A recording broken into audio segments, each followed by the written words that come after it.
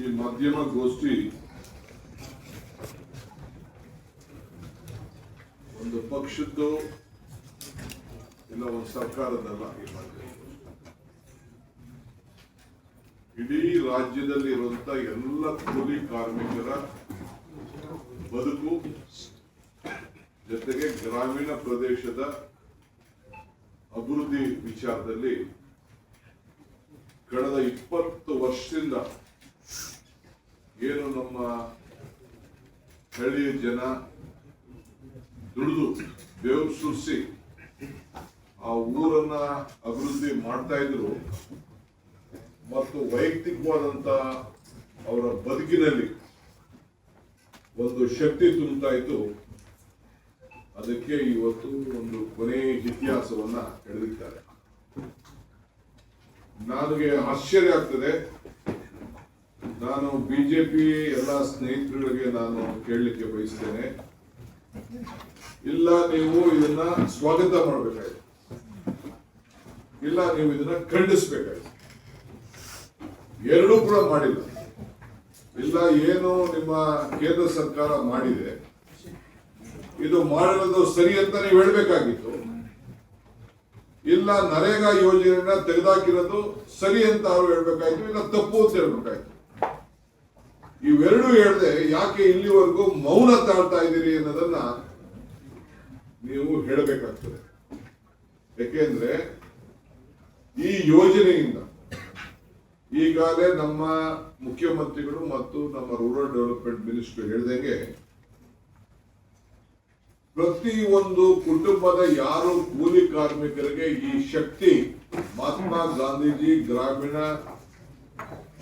ಉದ್ಯೋಗ ಖಾತ್ರಿ ಯೋಜನೆ, ಈ ಯೋಜನೆಯಲ್ಲಿ ಪ್ರತಿ ಒಬ್ಬರ ವೈಯಕ್ತಿಕವಾದಂತ ಬದುಕಿನಲ್ಲಿ ತಾನು ಮಾಡಿದಂತ ತನ್ನ ಮನೆ ಕಟ್ಕೊಳ್ಳಕ್ಕೆ ಕೇಂದ್ರ ಸರ್ಕಾರ ಆಗಲಿ ರಾಜ್ಯ ಸರ್ಕಾರ ಆಗಲಿ ಕೊಟ್ಟಂತ ಮನೆ, ಆಶ್ರಯ ಮನೆ, ಇಂದಿರಾ ಆವಾಸ್ ಮನೆ, ಅಂಬೇಡ್ಕರ್ ಮನೆ, ಬಸವ ಜಯಂತಿ ಮನೆ, ಆ ಮನೆಯಲ್ಲಿ ತಾನೇ ಕೂಲಿ ಮಾಡಿಕೊಂಡು ಕಟ್ತಾರಂತ ಸಣ್ಣ ಮನೆಗೆ ತಾನೇ ಕೂಲಿ ತೆಗೆದುಕೊಳ್ಳುವಂತ ಶಕ್ತಿ ಇವತ್ತು ಮನಮೋಹನ್ ಸಿಂಗ್ ಅವರ ಸರ್ಕಾರ, ಕಾಂಗ್ರೆಸ್ ಸರ್ಕಾರ, UPA ಸರ್ಕಾರ ಕೊಟ್ಟಿದೆ.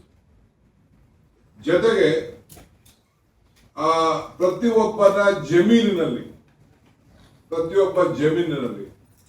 ಜಮೀನ್ ಮಟ್ಟ ಮಾಡ್ಕೊಳ್ಳಿಕ್ಕೆ, ಇಂಗು ಗುಂಡಿ ತೋಡ್ಕೊಳ್ಳಿಕ್ಕೆ, ಇಲ್ಲ ಏನಾದ್ರು ಒಂದು ಗಿಡಗಳನ್ನ ಇದಕ್ಕೆ ರೇಷ್ಮೆ ಹಾಕ್ಲಿಕ್ಕೆ, ಮಾವಿನ ಗಿಡ ಹಾಕೊಳ್ಲಿಕ್ಕೆ, ಇಲ್ಲ ಯಾವುದೇ ಆಗ್ಲಿ ಅವ್ರ ವ್ಯವಸಾಯ ಮಾಡ್ಕೊಳ್ಳಿಕ್ಕೆ, ಅವರ ವ್ಯವಸಾಯ ಮಾಡ್ಕೊಳ್ಳೋದಕ್ಕೂ ಕೂಡ ಅವನಿಗೆ ಕೂಲಿಯನ್ನ ಪಡ್ಕೊಳ್ಳಿಕ್ಕೆ, ಅದನ್ನ ರಿಜಿಸ್ಟರ್ ಮಾಡಿಬಿಟ್ಟು ಕೂಲಿಯನ್ನ ಪಡ್ಕೊಳ್ಳಿಕ್ಕೆ ಒಂದು ಅವಕಾಶ ಇದೆ. ನಾನು ತಮ್ಗೆ ಹೇಳಲಿಕ್ಕೆ ಬಯಸ್ತೇನೆ, ನೋಡಿ, ಒಂದು ಇನ್ಫ್ರಾಸ್ಟ್ರಕ್ಚರ್ ಬೇರೆ ವಿಚಾರ, ನಾನು ಅದಕ್ಕೆ ಆಮೇಲೆ ಬರ್ತೇನೆ. ಇಂಡಿವಿಜುವಲ್ ಆಗಿ improving livelihoods through horticulture, sericulture, plantation, forestry, ಆಮೇಲೆ ಡೆವಲಪ್ಮೆಂಟ್, ಆಮೇಲೆ waste land, development of waste land, ಯಾವ್ದಾದ್ರು ವೇಸ್ಟ್ ಲ್ಯಾಂಡ್ ಅಂತ ಅವ್ರ ಭೂಮಿಗಳಲ್ಲಿತ್ತು ಅದನ್ನೆಲ್ಲ ಮಟ್ಟ ಮಾಡ್ಕೊಳ್ಳಿಕ್ಕೆ ಸ್ವಂತ ಭೂಮಿಯಲ್ಲಿ, unskilled wages construction houses sanction and Indira Awas Yojana and other state and central government scheme.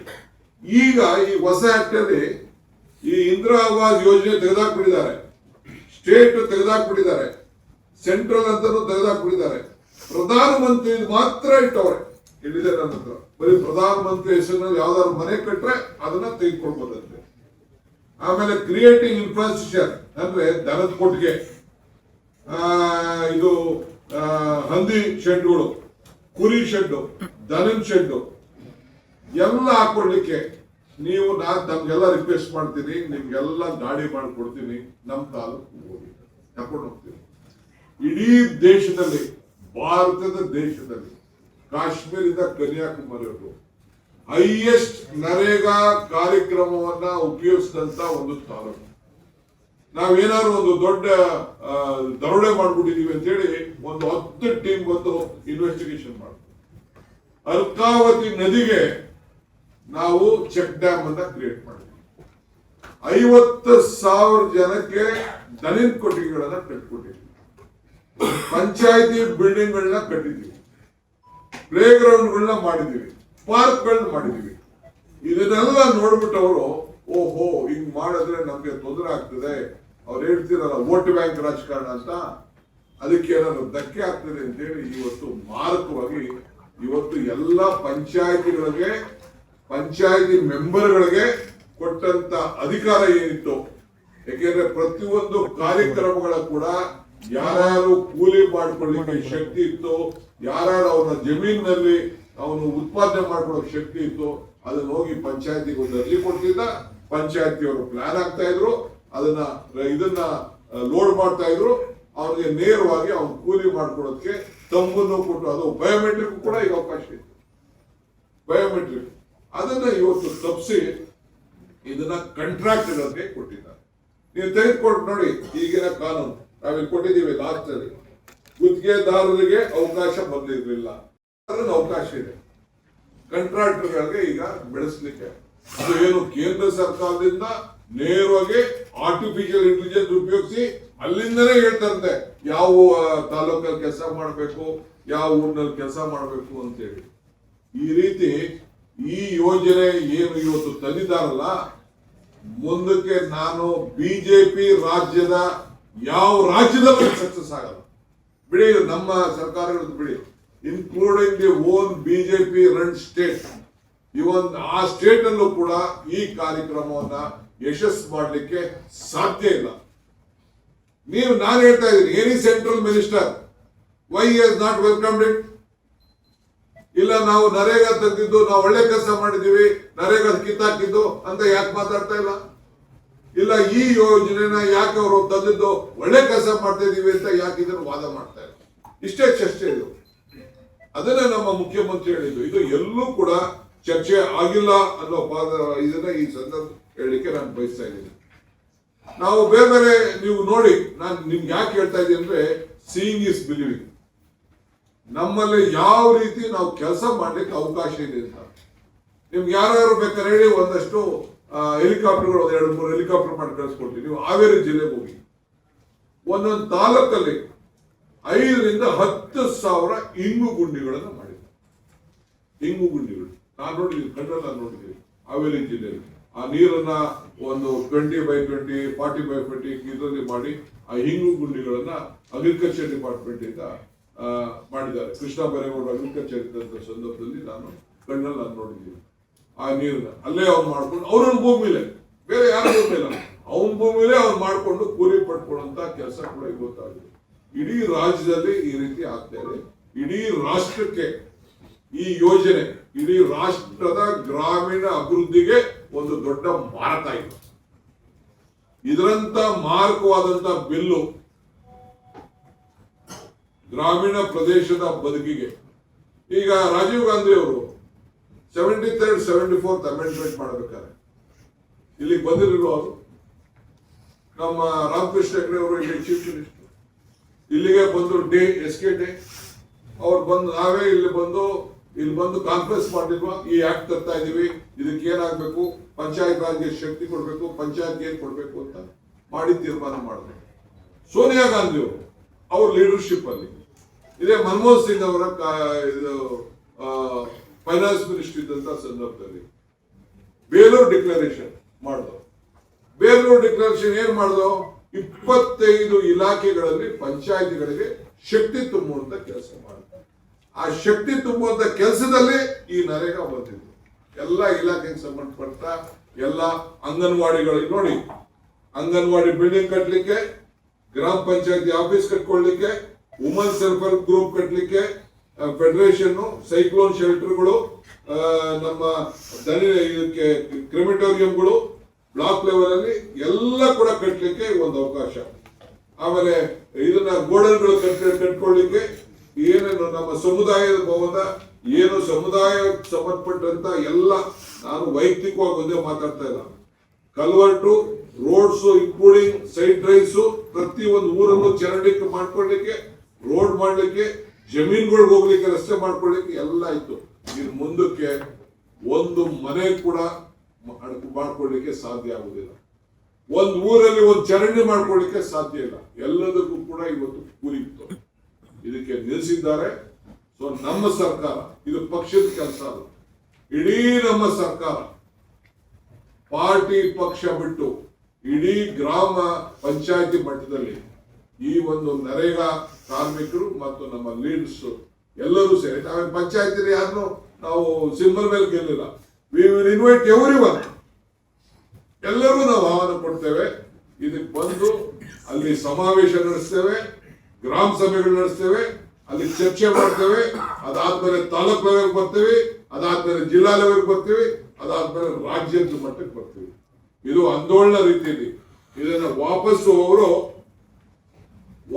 ಅವರು ತೆಗೆದುಕೊಳ್ಳಲೇಬೇಕು.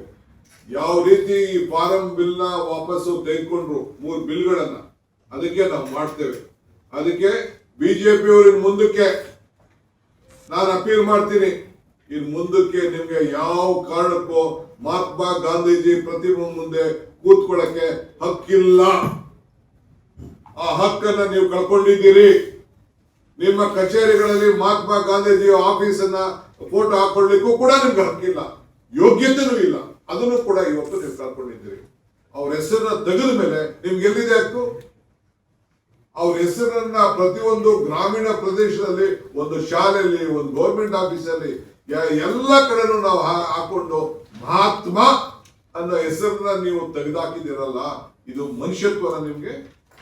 ಸೊ ಅದಕ್ಕೆ ನೀವು ನೈತಿಕವಾದಂತಹ ಹಕ್ಕನ್ನ ಕಳ್ಕೊಂಡಿದ್ದೀರಿ. ಮಹಾತ್ಮ ಗಾಂಧೀಜಿ ಭಾಷಣ ಮಾಡೋದು ಬೇಡ, ಅವ್ರ ಊರನ್ನ ಹಾಕೋದು ಬೇಡ. ಅವ್ರ ಹೆಸರನ್ನ ಯಾರು ಒಬ್ಬ ಮಾನ್ಯರು, ಈಗ ಜವಾಹರ್ಲಾಲ್ ನೆಹರು ಅವರ ಹೆಸರಿನಲ್ಲಿ ನಾವು ಮಕ್ಕಳ ಜಯಂತಿ ಅಂತ ಮಾಡ್ತಾ ಇದ್ದೇವೆ. ಡಾಕ್ಟರ್ ರಾಧಾಕೃಷ್ಣ ಅವರ ಜನ್ಮದಿನ ಟೀಚರ್ಸ್ ಅಂತ ನಾವು ಮಾಡ್ತಾ ಇದ್ದೇವೆ.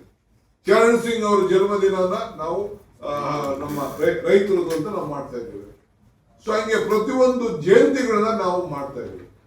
ಅಂಬೇಡ್ಕರ್ ಅವರು ಹುಟ್ಟಿದ ದಿನ ನಾವು ಸಂವಿಧಾನದ ಬಗ್ಗೆ ಎಷ್ಟು ಗೌರವ ಕೊಡಬೇಕು ಅದನ್ನು ನಾವು ಮಾಡ್ತಾ ಇದ್ದೇವೆ.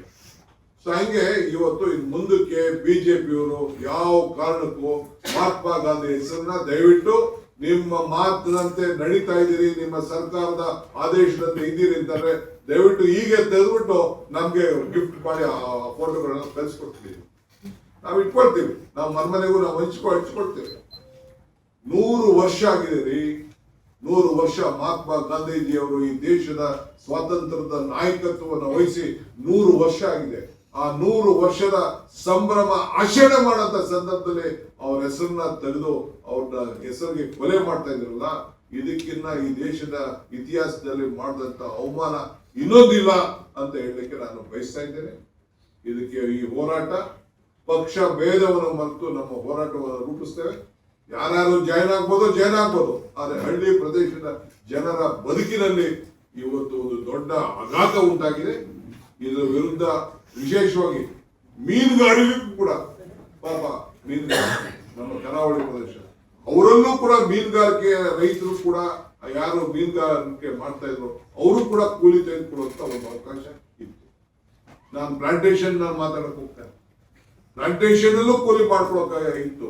ಈಗ ಇಡೀ ರಾಜ್ಯದಲ್ಲಿ ಅವ್ರ ಕೂಲಿ ನಗರಗಳಲ್ಲಿ ಬಿಟ್ಟು ಗ್ರಾಮೀಣ ಪ್ರದೇಶಗಳು ಮಾಡ್ಕೊಳ್ಳುವಂತ ಅವಕಾಶ ಇತ್ತು. ರಾಜಸ್ಥಾನದಲ್ಲಿ ನಗರದಲ್ಲೂ ಆಗ್ಬೇಕು ಅಂತ ಕಾಂಗ್ರೆಸ್ ಪಕ್ಷ ಸರ್ಕಾರ ಒಂದು ಕಾನೂನು ತೆಗೆದುಕೊಳ್ಬೇಕು. ಸೊ ಅದರಿಂದ ನಾನು ಜಾಸ್ತಿ ಮಾತಾಡಕ್ ಹೋಗೋದಿಲ್ಲ. ಮುಖ್ಯಮಂತ್ರಿಗಳು ರಾಯಚೂರಿಗೆ ಹೋಗ್ಬೇಕಾಗಿದೆ. ಸೊ ಅದರಿಂದ ಈ ವಿಚಾರದಲ್ಲಿ ನಮ್ಮ ಪಕ್ಷ ಮತ್ತು ಸರ್ಕಾರ ಜೊತೆ ಸೇರಿ ಈ ಹೋರಾಟವನ್ನ ತೆಗೆದುಕೊಂಡು ಹೋಗ್ತದೆ ಅನ್ನೋ ಮಾತನ್ನ ಈ ಸಂದರ್ಭದಲ್ಲಿ ಹೇಳಲಿಕ್ಕೆ ನಾನು ಬಯಸ್ತಾ ಇದ್ದೇನೆ.